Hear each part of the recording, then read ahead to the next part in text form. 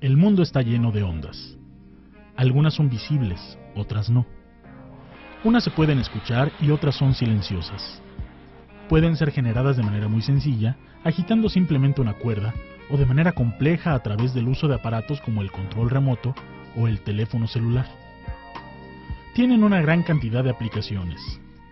Las vemos presentes en la medicina, las comunicaciones y hasta en la diversión.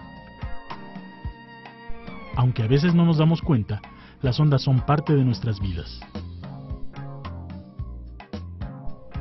La mayoría de nosotros estamos familiarizados con las ondas. Hemos visto las que se producen al lanzar un objeto en el agua. Este fenómeno tan común es solo un ejemplo de una gran variedad de fenómenos ondulatorios que presentan propiedades similares. Aunque podemos generar ondas de muchas maneras, es importante mencionar que solo existen de dos tipos: las ondas mecánicas y las electromagnéticas. Las ondas mecánicas consisten en la propagación de una vibración a través de un medio, transportando energía. Por ejemplo, las ondas en el agua. Por otro lado, las ondas electromagnéticas son el resultado de la interacción entre campos eléctricos y magnéticos. Aquí también hay un transporte de energía de un lugar a otro, pero a diferencia con las ondas mecánicas, las ondas electromagnéticas no necesitan de un medio para propagarse. Un ejemplo de ellas son las ondas de radio. Algunas ondas se propagan en una sola dirección, como las que se generan al agitar una cuerda. Estas se llaman unidimensionales. Las ondas bidimensionales son aquellas que se desplazan en dos direcciones simultáneamente, como las producidas en la superficie del agua. Y las que presentan un frente de onda esférico son llamadas tridimensionales, como el caso de las ondas sonoras. Examinemos lo que sucede al dejar caer una gota en un recipiente con agua. Si vemos el fenómeno en cámara lenta, observamos que se genera una pequeña ola que se propaga radialmente a cierta velocidad. Al desplazarse, la ola perturba el reposo de líquido que se encuentra a su alrededor. El movimiento del agua no es el movimiento de las olas.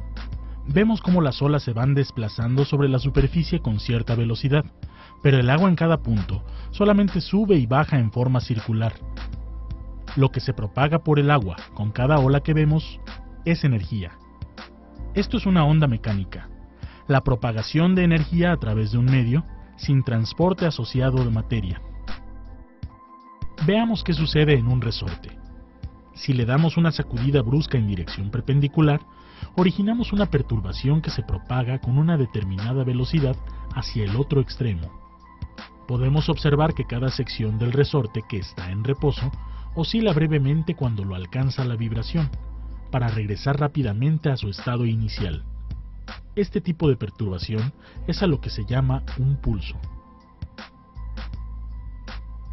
Si ahora movemos el resorte de manera continua, formaremos una serie de perturbaciones enlazadas. Debido a que la perturbación transportada es de larga duración, le llamamos tren de ondas. Por la forma en que se generan las ondas, las podemos clasificar en transversales y longitudinales. Son transversales cuando el movimiento del medio, en este caso el resorte, es perpendicular a la dirección en la que se propaga la onda. Y longitudinales cuando el movimiento del medio es paralelo a la dirección de propagación. Vamos a identificar algunas características de las ondas realizando la siguiente actividad. Primero, unimos varias hojas de papel para formar una tira larga. Con 5 o 6 hojas será suficiente. Ahora, la colocamos sobre una mesa o cualquier superficie lisa y la sujetamos por un extremo. Si jalamos la tira de papel con una rapidez constante y al mismo tiempo trazamos con un plumón líneas perpendiculares a la dirección del movimiento de la hoja, notamos que se comienza a dibujar un tren de ondas. Hemos colocado un cronómetro para determinar el tiempo de formación del tren de ondas y nos servirá para realizar algunos cálculos.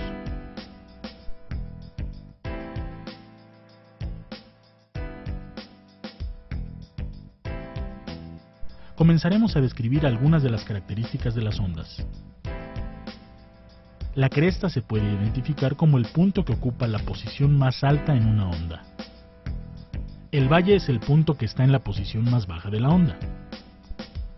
La amplitud es la distancia entre su posición de equilibrio y su altura máxima. Para saber su magnitud, trazamos un eje en la dirección del tren de ondas y medimos perpendicularmente la distancia del eje hacia la cresta o hacia el valle. En este caso es de 5 centímetros. También podemos conocer la longitud de la onda. Esta es la distancia entre dos crestas o entre dos valles consecutivos de una misma onda. Esta variable se representa generalmente con la letra griega lambda. En este caso el valor medido es de 23.5 centímetros. Con los datos del número de ondas generadas en toda la tira de papel y el tiempo empleado, podemos calcular el periodo, la frecuencia y la velocidad. La frecuencia es el número de ondas que pasan por un punto determinado en la unidad de tiempo. Generalmente las unidades empleadas son los llamados hertz, que indican el número de ondas o vibraciones por segundo. Los datos obtenidos muestran que en el tren de ondas se construyeron 7 ondas con 6.2 segundos, por lo que la frecuencia se puede obtener con la siguiente relación. Si 7 ondas se formaron en 6.2 segundos, ¿cuántas ondas se formaron en un segundo? Haciendo el cálculo, encontramos el valor de 1.12 ondas, por lo tanto la frecuencia de las ondas generadas es de 1.12 Hz. El periodo es el tiempo que se toma una onda completa en pasar por un punto determinado. Se simboliza con la letra T y se puede calcular de la siguiente manera. Si 7 ondas se formaron en 6.2 segundos, ¿una onda en cuánto tiempo se formó? Haciendo nuevamente el cálculo, encontramos que el periodo tiene el valor de 0.88 segundos. Es importante mencionar que el periodo y la frecuencia están relacionados de manera inversa. La velocidad de las ondas formadas a lo largo del papel se puede conocer si recordamos la ecuación que dice que la velocidad es la distancia recorrida entre el tiempo empleado. En este caso, la distancia la podemos tomar como la longitud de onda y el tiempo como el periodo, quedando de la siguiente manera: velocidad igual a longitud de onda entre el periodo. Como la frecuencia y el periodo son inversos, también se puede expresar como longitud de onda por frecuencia. Introduciendo los datos a esta ecuación, encontramos que la rapidez de las ondas generadas fue de 26.7 centímetros por segundo. Es importante mencionar que las ondas viajan a diferente velocidad, según el medio en el que se propaguen. Ahora que ya conocemos las características de las ondas mecánicas, estudiaremos su comportamiento. En general, todas las ondas presentan el fenómeno de reflexión. La reflexión es el cambio en la dirección de la onda cuando choca con un obstáculo. Se produce una especie de rebote, pero conserva el valor del ángulo que forma con la superficie. Este fenómeno es el que permite que veamos nuestra imagen en un espejo o que podamos escuchar el eco. El fenómeno de la refracción es el cambio en la velocidad de propagación de la onda, por su paso de un medio a otro de diferente naturaleza. Este cambio da lugar a un cambio en la dirección del movimiento ondulatorio y como consecuencia, la onda refractada se desvía a un cierto ángulo respecto de la incidente. Aquí se observa el fenómeno mediante la animación. Este fenómeno es difícil observarlo en ondas mecánicas, pero se puede apreciar en ondas electromagnéticas. Por ejemplo, cuando introducimos un lápiz en agua o cuando concentramos rayos solares por medio de una lente. Existe una propiedad de la materia llamada impenetrabilidad, según la cual dos objetos no pueden compartir el mismo espacio al mismo tiempo. Sin embargo, en el caso de las ondas, sí lo pueden hacer. Si arrojamos gotas de agua en distintas posiciones a un recipiente conteniendo un líquido, las ondas que producen cada una pueden superponerse y formar un patrón de interferencia. En este patrón, los efectos de las ondas se pueden incrementar, reducir o neutralizar. Para que se vea más claro, examinemos lo que sucede al generar dos pulsos. Cuando la cresta de una onda se superpone a la cresta de otra, los efectos individuales se suman. El resultado es una onda de mayor amplitud. A este fenómeno se le llama interferencia constructiva. En este experimento lo podemos observar.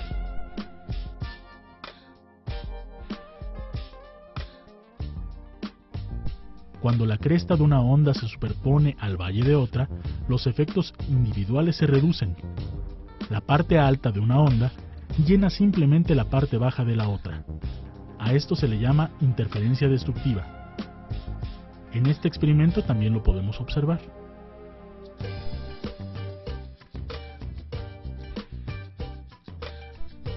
En el caso de que se encuentren dos trenes de ondas, el efecto combinado de las ondas genera patrones de interferencia muy interesantes, como estos.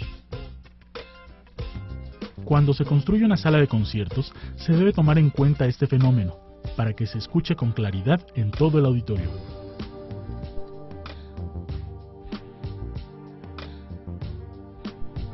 La resonancia es un fenómeno que se produce cuando un cuerpo capaz de vibrar es sometido a la acción de una fuerza periódica, cuyo periodo de vibración coincide con el periodo de vibración característico de dicho cuerpo. Esto se puede comparar con el comportamiento de un columpio. Si cada vez que lo empujamos le damos pequeños impulsos en el momento preciso, aumentará cada vez la amplitud de su desplazamiento. Una forma de poner de manifiesto este fenómeno consiste en tomar dos diapasones capaces de emitir un sonido de la misma frecuencia y colocarlos cerca. Cuando hacemos vibrar uno, el otro emite de manera espontánea el mismo sonido, debido a que las ondas sonoras generadas por el primero presionan a través del aire al segundo. Gracias a la resonancia, podemos escuchar más fuerte el sonido de algunos instrumentos musicales. Este fenómeno es el mismo que permite que una copa de vidrio se pueda romper cuando es sometida a un sonido de cierta frecuencia, que iguale su frecuencia natural de vibración, y se manifestó de manera catastrófica en Tacoma, Nueva York, en el año 1950, cuando un puente de 1600 metros de longitud se derrumbó al entrar en resonancia con un viento de escasos 61 kilómetros por hora.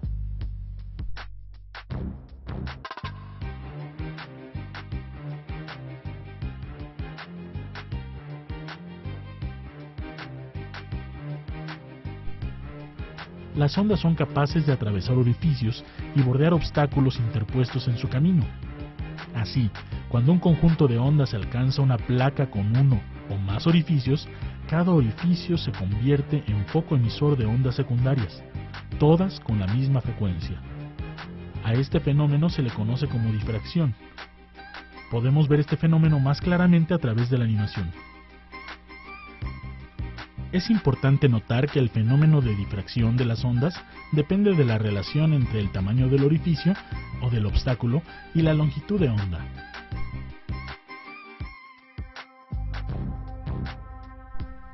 Las ondas sonoras presentan todas las características del comportamiento ondulatorio. Estas ondas son de tipo longitudinal y su velocidad de propagación depende del medio. En el aire es de unos 330 metros sobre segundo. Las ondas sonoras son audibles cuando su frecuencia de vibración está entre 20 y 20.000 Hz. Si estas ondas tienen frecuencias por debajo del intervalo audible, se denominan infrasónicas. Cuando las ondas sonoras tienen frecuencias por encima del intervalo audible, se les llama ultrasónicas. Algunos animales utilizan el ultrasonido tanto para orientarse como para conseguir alimento. Por ejemplo, los murciélagos emiten sonidos de alta frecuencia, entre 14.000 a 100.000 Hz, que chocan con los distintos obstáculos. Al captar las ondas reflejadas con su sensible oído, reconocen las características de los distintos objetos. Las ondas ultrasónicas tienen muchas aplicaciones. Por ejemplo, en la industria se emplea para la esterilización de algunas sustancias, también en la limpieza o para detectar objetos que se encuentran en las profundidades del mar. En el campo de la medicina, esta técnica se aplica en la construcción de imágenes de órganos y es conocida como ecografía. La exploración se realiza con ondas que pueden ir desde 2 a 16 MHz. La obtención de imágenes del feto humano durante el embarazo constituye una aplicación de diagnóstico. Como puedes ver, el estudio de las ondas nos permite comprender muchos fenómenos que ocurren a nuestro alrededor y además desarrollar aparatos y equipos que tienen una gran cantidad de aplicaciones.